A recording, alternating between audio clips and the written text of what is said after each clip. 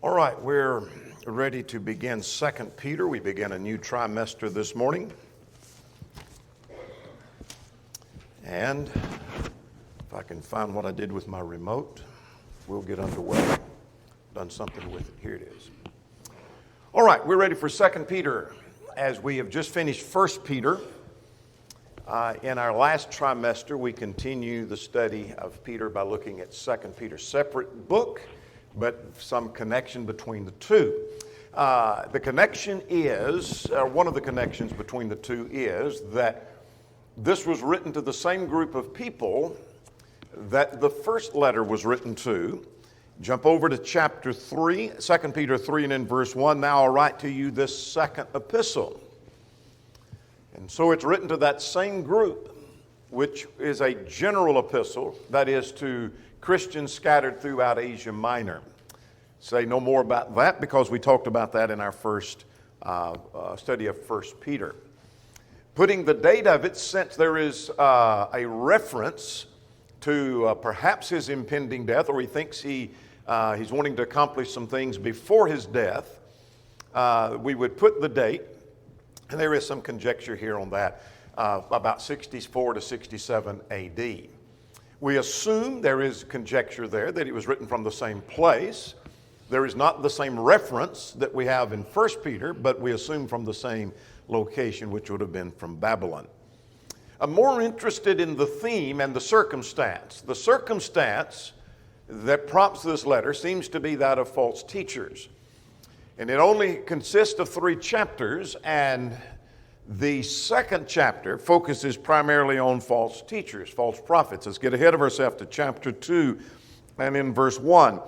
But there were also false prophets among the people, even as there will be false teachers among you who will secretly bring in destructive heresies. And so here he mentions the false teachers, and the whole chapter is devoted to the characteristics of false teachers. Chapter 3 focuses on what the scoffers, these false teachers, were saying about the second coming.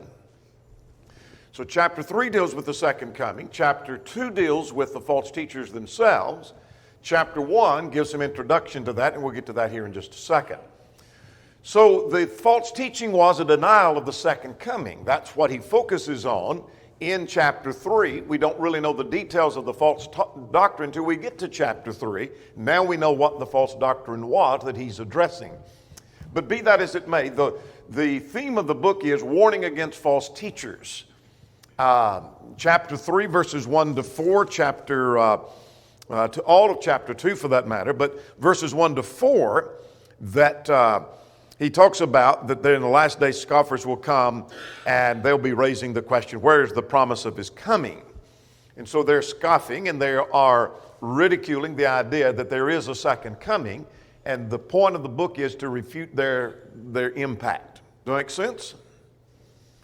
That's what 2 Peter is all about. Now, we'll come to our questions in a moment. Here's an outline of the book, 3 chapters, 3 points. Chapter 1 is about the like precious faith is true. We'll come to a question on that in a moment. Chapter 2 is the warning about false teachers. Chapter 3 is focusing on the second coming itself. But this deals with the warning about false teachers throughout the book. Questions or comments about where we're going? What the book is about? Let's go to question number 6. How does this chapter fit into the development of the theme of the book?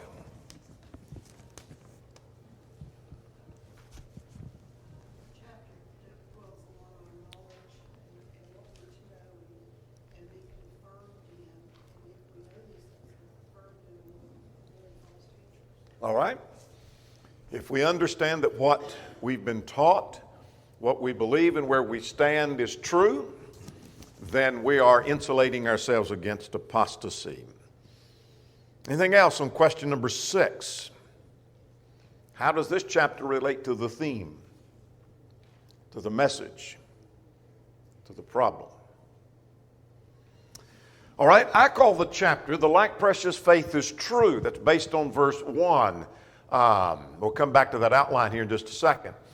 Verse 1, Simon Peter, bondservant and apostle of Jesus Christ, to those who have obtained the like precious faith with us by the righteousness of God and Savior Jesus Christ. A couple of other translations, or three other translations on the like precious faith: a faith of equal standing with ours, a faith as precious as ours, of a faith of the same kind is ours. I'm writing to those who have the same faith, the like precious faith, the same kind of faith as ours, a faith as precious as ours. Here's the point of the chapter, and that is that faith that we hold together is true. And we're going to give evidence of that, he's saying in this chapter, that faith is true. So the point of it is, it's much like, let's suppose somebody came along and is beginning to teach that Jesus is not the Son of God, and begins to influence a few of our members. And so it looks like we may lose some folks to this concept, Jesus is not the Son of God. And yet the elders stand before you and they implore you to understand the doctrine that Jesus is the Son of God is true, and here's the evidences of that. He was raised from the dead, etc., etc., etc. So we give all those evidences. What did we accomplish in maybe a series of lessons on the deity of Christ? All right, we still preach the truth. It tells you, if you are listening to the false teacher and being influenced about it, when you see that evidence, that what you've been, say again?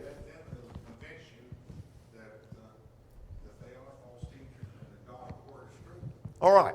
Yeah, it's convincing you that what you already believe about Jesus being the Son of God is true, so that you would not be influenced by these false teachers. Does that make sense? It refutes their error. But it reminds you that where you stand, don't let these false teachers shake you, because you hold already to the truth. You hold to the truth that Jesus is the Son of God. Well, that's not the question here. The question is concerning the second coming. And the point is that what you believe and what you've been taught about the second coming is true. Now, here's what's accomplished in this chapter. He talks about the blessings and the promises of faith. The like precious faith is true. You hold to the same faith that we have, and it's true. Now, the evidence of that's not till we get to 18 to 21. But here's the blessings and the promises of this faith. If you hold to this faith, here's what you get. If you give up on this faith, you lose these things that he mentioned: grace and peace, etc. All right? Then he talks about the development of faith.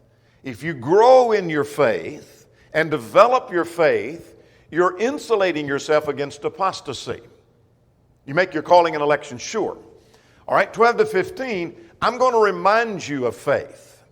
I'm going to remind you, even though you already know it and you've been well established in it, I'm going to remind you of what you know to be the truth. And then the last section deals with the faith is not based upon fables. We didn't just bring this doctrine out of about Christ and who he is and what he taught. We didn't just pull it out of the sky. It's based upon Old Testament prophecy and eyewitness accounts. And the eyewitness accounts confirms the Old Testament prophecy. That's the point in 18 to 21. All right, questions or comments about where we're going? All right, let's talk about the blessings and promises of this faith and see what we have in that context. All right, verses 1 to 4, because we want to deal with some things later in the chapter, we're going to quickly run through verses 1 to 4, not that it's unimportant. But here's the point being made in verses 1 to 4, that when we come to realize the blessings and the promises that come with our calling and election, then it gives us reason and an incentive to make it sure. And it gives us a reason to hold to that doctrine we already know to be true. But be that as it may, let's look at verses, starting at verse 3. We've already talked about verse 1, 2, and 3. Grace and peace be multiplied to you. What does that suggest? What's grace? Unmerited favor, the kindness and favor of God. Peace with God. You hold to this faith and you have the grace of God. You have a peace with God. You give up this faith, you've given up your grace and given up the peace. That makes sense? It's like a salesman who convinces you you need this product because this is what it'll do for you. If you don't have this product, you don't have that. All right? You give up on this doctrine of Christ and you're giving up grace and peace. You want grace and peace? Stick with this doctrine. But now notice verse 3. He's given unto us all things that pertain to life and godliness. What's that about? What does that affirm?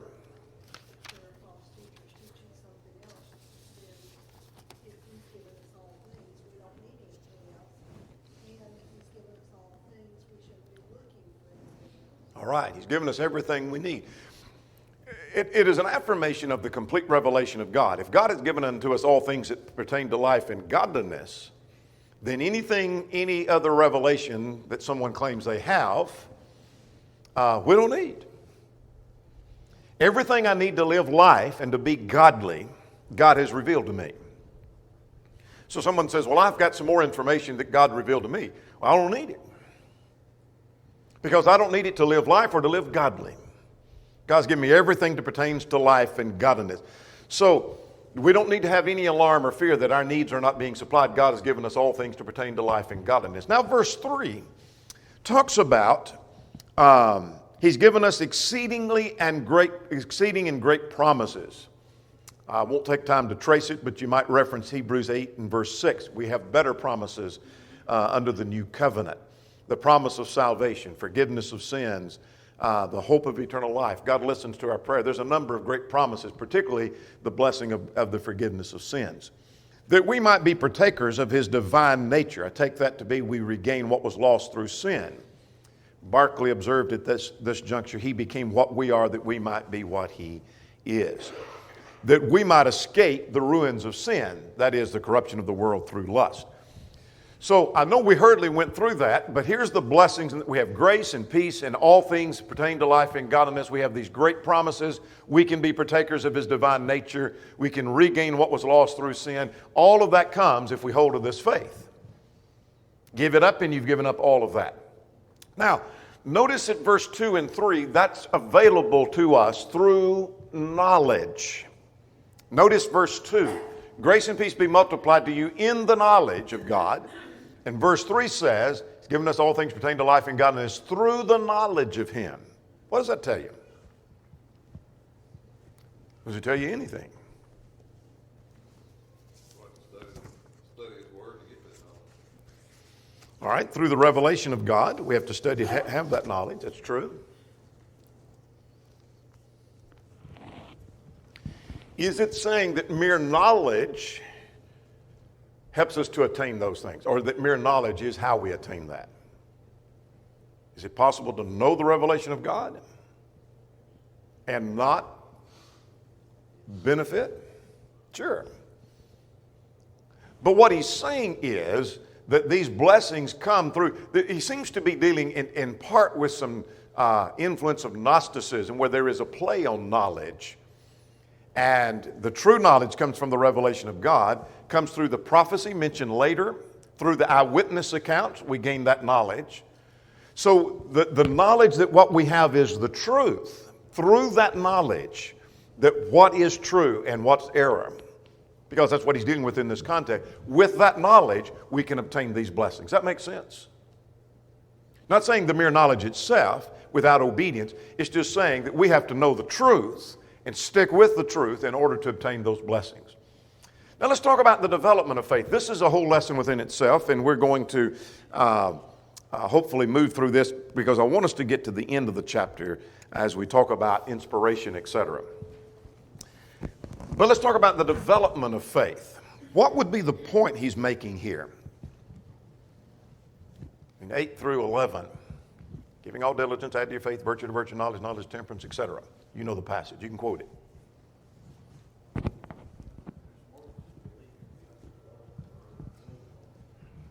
All right. There's more to faith than just belief. You've got to build on that.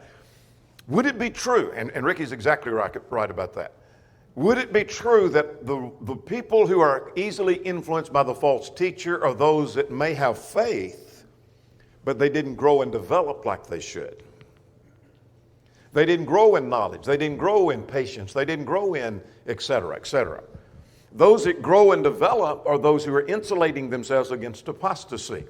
say, how do you know? Because that's what this text says. That's how I know that. Questions, comments? I think it's to go ahead and add on what you're saying. I think it's saying that you're constantly adding. It's not that you're growing, but that if you're not growing every day, you're dying every day. It's not that you just grow. I mean, just one time all of a sudden I know. It's Right. every day is a diligent effort to be better grounded in your knowledge. So when you're going forward, it's hard to go backwards. Good point. Good point. Excellent point. Let's talk about this development of faith. It requires a diligent effort. There's two phrases that are used, one in 5a and one in 10a. What are they?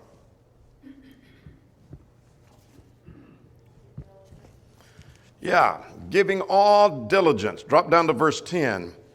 Be even more diligent. So, this development of faith requires a diligent effort. That means simply do your best. I won't read every word on the screen, but Strong says it means with speed, eagerness, earnestness. Vine says earnestness or zeal. In other words, you do your best, you put some energy into that. In other words, in growing, you're putting some effort into that. You're doing the best you can do. So the question is, am I doing the best that I can do? My best may be different from your best. Would you agree with that? All right. We'll come back to that maybe. But my best may be different from your best. Let's just take knowledge. Could some people gain more knowledge than others? Sure they could. And so the question is, am I doing the best that I can do? Not am I doing as well as you are or better than you are. I might be doing better than you and still not be doing my best. Would you agree with that? So I may be better in knowledge, but I'm not doing as capable as I could really be doing, and God condemn me and yet reward you. Does that make sense? I'll say more about that in a moment. All right, doing your best. Now, this is interesting. Add to your faith. That literally means to furnish your part, to supply or furnish or present, adding on your part, the American Standard. In other words, you have to do your part. I won't read the entire quote in interest of time, but Vincent argues that this word add carried with it the idea of a chorus and bearing your own expense to be a part of that chorus. In other words, you paid your way. In other words, adding to your faith means you go to any expense and any effort, and whatever it costs you, you'd be willing to do that. Does that make sense? Yeah, same kind of principle. You work it out to its end. But now, in the New Testament, that word finally lost that significance, but Vincent makes an interesting point here that this matter of adding means you bear the expense, the full expense of that. So I want to grow in knowledge, but it's going to take some work. You spend whatever it takes. It's not talking about money. It may include money, but whatever it takes. Does that make sense?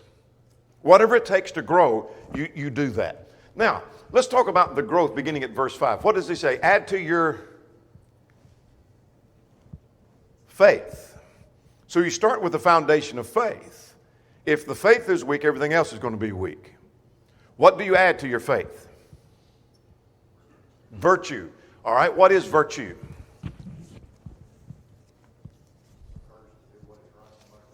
Yeah, it's moral courage, determination to do what's right, moral excellence, the New American Standard Version says. So it's like building blocks. You take your faith and you add to it virtue. What do you add to virtue? Knowledge. Knowledge of God's Word, knowledge of God and of His revelation, etc. And so as you add that, then we're building on the blocks. What do you add to your knowledge? All right. Self-control or temperance. What is self-control? Someone define that for me.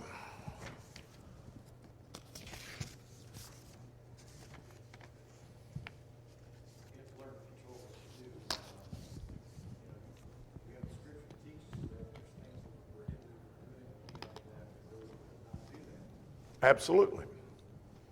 Yeah, you're making yourself do what you're supposed to do and refraining from what you're not supposed to do. That's all it is. It's ability to get a grip of oneself, Barclay says. Holding oneself in. In other words, you make yourself do what you're supposed to and you restrain from things you're not supposed to. So you add that building block. Well, what's the next one? King James says patience. What does that mean? Perseverance, endurance. Not patience in the sense of calmness. I think we read that and say, well, we need to be just all calm all the time. And maybe that's true, but that's not what this text is saying. The idea of patience almost always means endurance, perseverance, steadfastness. In other words, you don't give up under pressure. It means literally to remain, Vincent says. You stay the course. You don't give up. All right? What's the next thing we add? Godliness. What does godliness mean? Say again? Devotion, yeah. Being devout, being devoted. Doesn't mean to be godlike, as often defined. Eusebia means you, meaning well, and Simone means to be devout. Be well devout. Not just you have some devotion to God, you're well devoted to God. Dedication and devoted. Does that make sense? Godliness. So you add that to your building blocks. What's next? Yeah, brotherly kindness, care and affection for our brethren. You add that to your building blocks. What's next? Love. He mentions love. It's agape, seeking the best. Affection, and it doesn't necessarily involve affection. It doesn't always run with affection, as Vine points out here, but it has to do with our development of seeking the best. So the point is, you take these principles and you add to your faith, virtue, virtue not, you grow in all of those things. Now, there's a couple of things I want to observe about that list. One is, each one of those qualities is connected to the preceding one in an ascending order. You start with faith, you add moral courage to that, and you take that moral courage and you add knowledge, and you keep adding and keep building and keep developing. The second thing, Larry just mentioned, or somebody mentioned this, it may have been Larry mentioned this, that each one of these are relative in their nature. What do I mean by that? Varying degrees. So, what does that mean? Does that mean anything to you?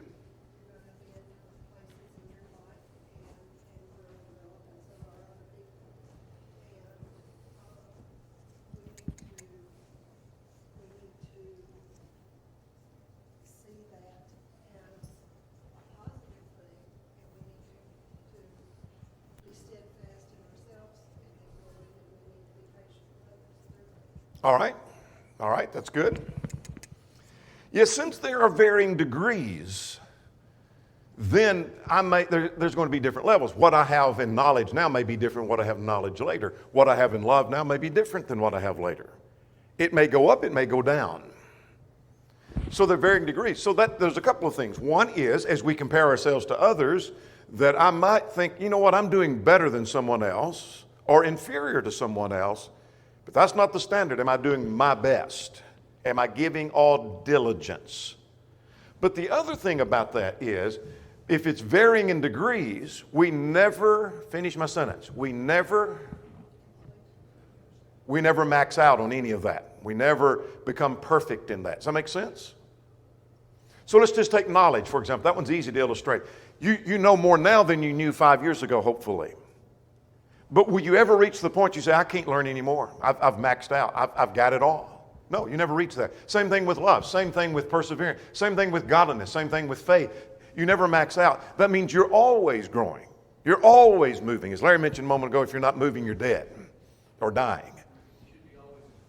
Always improving. That's the point. Pictures an ideal Christian is what that pictures. Now, let's go to verses 8 through 11. This growth, this is a whole lesson within itself. Giving a diligent effort. The question is, am I doing the best that I can do? Oh, by the way, let me footnote right here. Let me just footnote on this growth before we make our calling and election sure. When you hear someone talk about, we all live in a state of sin, it's because they misunderstand that principle of the varying degrees of the relative things. Because when pressed, in that whole discussion of continuous cleansing, and I went through that discussion back in the 80s, and it cycles around every few years. But back in the 80s when that cycled around, I got involved in that discussion. Those guys that argue that we have a continuous cleansing because we're all living in a constant state of sin, and their evidence that we live in a state of sin is that we're not perfect. I'm not perfect in knowledge, therefore I'm in sin. Would you agree with that? No. I might be in sin because of a lack of knowledge, but what am I supposed to be doing? Verse 5a, verse 10a. Giving all diligence. Am I doing the best that I can do? I've got more to go, but am I doing the best? Am I giving all diligence to grow in knowledge? And I'm not perfect in love, but am I doing the best I can do at the moment in love? I'm going to grow. I'm going to improve. I'm going to increase. Lack of perfection does not equal sin. Does that make sense? All right, let's talk about making your calling and election sure, verses 8 through 11. Let's talk about that calling and election. There seems to be some distinction between your calling and your election, and what is that? I'm not sure 100%. I like what A.T. Robertson observed. He says the calling probably refers to the invitation that God extends to us. We've been called by the gospel. The election probably refers to our acceptance of it. That's kind of strange because he was a neo-Calvinist, by the way, Robertson was. That is when we choose to be obedient, when we choose to accept the gospel. And that makes sense to me. Make your calling, the invitation that God extended to you, and your acceptance of it, make it sure. Now, what does the word sure suggest to you?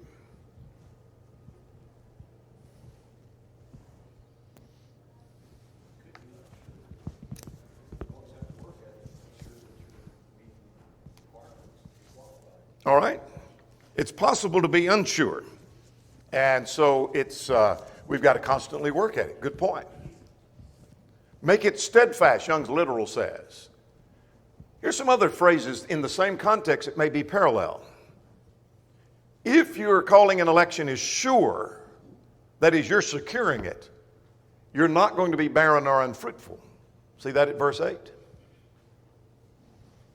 Verse 9, you're not lacking. If you're not lacking those characteristics of the context, that's how you make your calling and election sure. I'm adding to my faith virtue, to virtue knowledge, temperance, etc. down the line. When I'm doing the best that I can do, I have made my calling and election steadfast.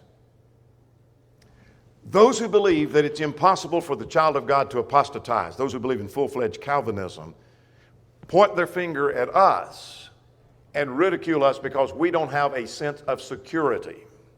Do you believe that? I don't believe that. I believe we have every sense of security. Because my calling and election can be sure, can be steadfast, secure. Does that make sense?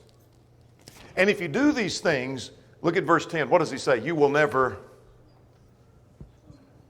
Put that in its context. Where is the danger of stumbling? All right, when you don't do. Context of the theme of the book. Where's the danger of stumbling? False teachers influencing them. You need to grow. You need to grow. Now, as elders, as we look out over the flock, and let's suppose we have some false teacher influence us, and he's mailing stuff into the congregation, to everybody's home, and we're concerned. Who are we going? I'm not asking for a name, but who are we concerned might be influenced? The weaker ones, those that are not growing, those that are on the fringes. Does that make sense? Those that are going through this and they're making their calling and election sure, doing the best they can do to grow in knowledge, et cetera, et cetera, et cetera, et cetera, are not the ones we're concerned about. We're going to be concerned about those that are not growing like they should. That's how we make our calling and election sure. All right, let's talk about being reminded of faith, verses 12 to 15. Let's go to question number 4. What's the need to be reminded of things we already know?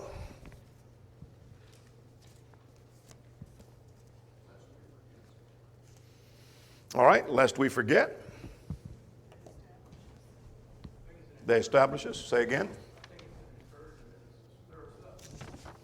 All right, very good. Let's talk about what the text says, and then we'll make some application of that. He said, I need to remind you, though you're established. Let's get that in verses 12 and 13. That I will not be negligent to remind you always of things that you know, though you know them and are established in the present truth. Here's something they already know. In fact, they're established in it. As a whole, the church is established in that. But I'm going to remind you of it. You're going to hear it again. That I think it's right as long as I'm in this tent by stir you up by reminding you. Now, why does he need to do that now? Well, verse 14 and 15, because he thinks he will shortly die, knowing that shortly I must put off my tent. Just as the Lord showed me. He's talking about John 21, that scene by the sea. And that I will be careful to ensure you always that you have a reminder after my decease. In other words, I'm writing this, and that after I'm dead and gone, you can read it again and again, be reminded. So let's go back to question 4. What's the need of being reminded of things we already know? Before we answer that again, do you ever hear this statement? We've heard that sermon before. Maybe not that same sermon, but the same message. I've heard that before. What should be my response as the preacher? I hope so, and you'll hear it again. Yeah, I hope you've heard it before. If you've not heard it before, there's probably bad doctrine there. Probably some error being taught.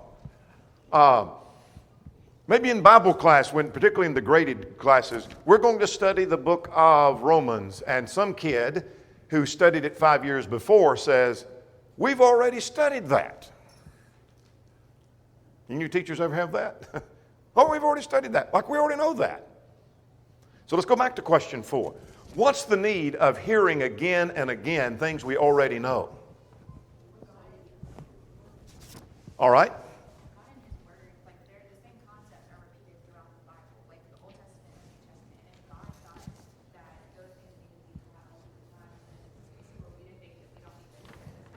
Absolutely.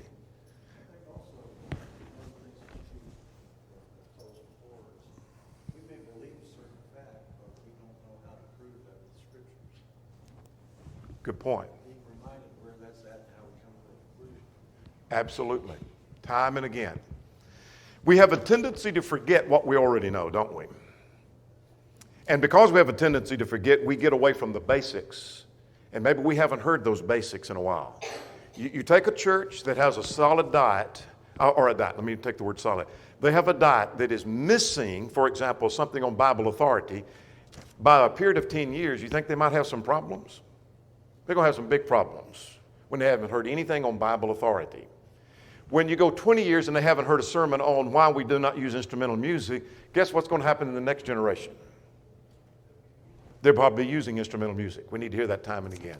Did you have your hand up, Larry? Yeah, I think about this when I go back to the adding of your, adding your faith. Knowledge.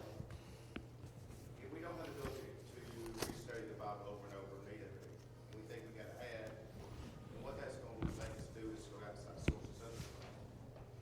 So, just by the nature of adding to our knowledge means that we have to reread and redigest the Word. And that means that we never get complete within the structure of the knowledge. By saying that once we hear it, we don't need anything else, it's saying we need outside sources because we have no way they didn't put that command back. Good point. Good point. Yeah, we have, there's always somebody learning for the first time. Urban Lee told me a number of years ago, we teach first grade in school every year. Somebody's learning first grade for the first time. And you may be saying, oh, I've heard that before. Okay, good. Can you take it and teach it to somebody else effectively? If not, maybe you need to study it again. And how many times have you read a text that you've studied multiple times, you saw something you never saw before? You saw some principle you never saw before. And so we need to be taught time and again. All right, let's finish up by 18 to 21. Here the point is the faith is not based upon fables. This is really the heart of this chapter, and we don't have time to go into it in detail, but he's really only got 2 points here.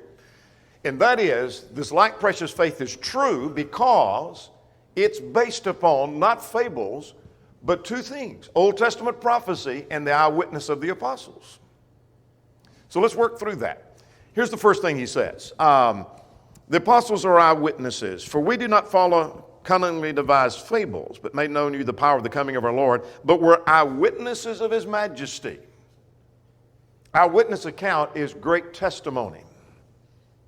What are they talking about? Well, let's look at verse 17. For we received from God the Father honor and glory, when such a voice came to him from the excellent glory, "This is my beloved Son in whom I am well pleased." He's talking about the Mount of Transfiguration, Matthew 17.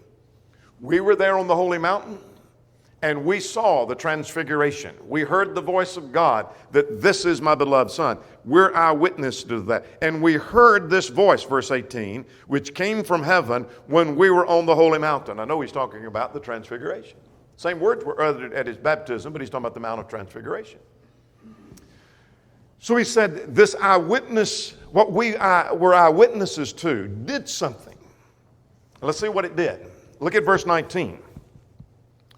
We also have the prophetic word made more sure. That's the New King James. Now, if you're reading from a New King James, you said, well, mine reads, confirmed.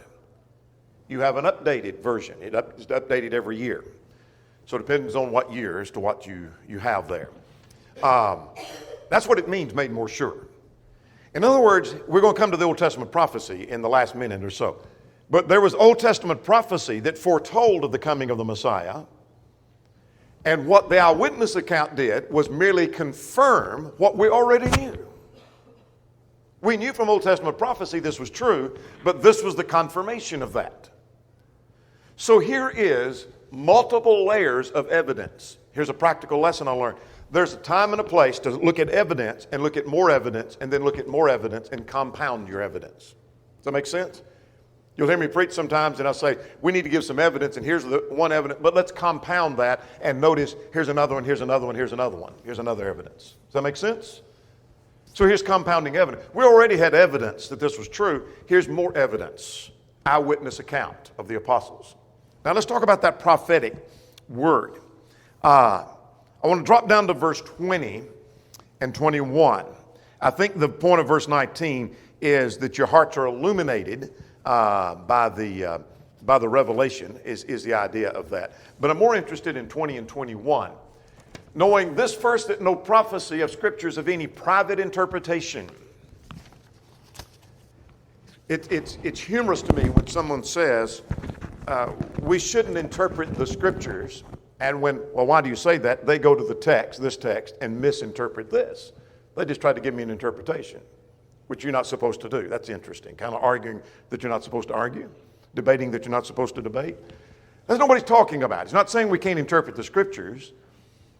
He's saying that prophecy did not owe its origin to man. How do I know that's what he's saying? Context. Remember Wednesday night studies. What does the next verse say? For it never came by the will of man. That's what he's talking about. It was not of private interpretation. In other words, the prophecy of the Old Testament didn't come from the prophet's origin of his own mind. Okay, Peter, what do you mean? For prophecy never came by the will of men. But holy men spoke as they were moved by the Spirit of God, or the Holy Spirit. So prophecy had its origin from God, and they were moved as a ship is borne by the wind. So they also were moved by the Holy Spirit. It is an affirmation of divine inspiration of the prophets. The prophets were divinely inspired, and here's what they said, and then that is confirmed by the eyewitness that we saw, eyewitness account at the Mount of Transfiguration. So we know that the revelation is true. So the like precious faith is true. Does that make sense? The like precious faith is true. Here's the blessings and the promises if you hold to it. Here's the development of that faith. You need to be reminded of that faith. And here is it not being based upon fables. Chapter 2 next time. Our time is gone.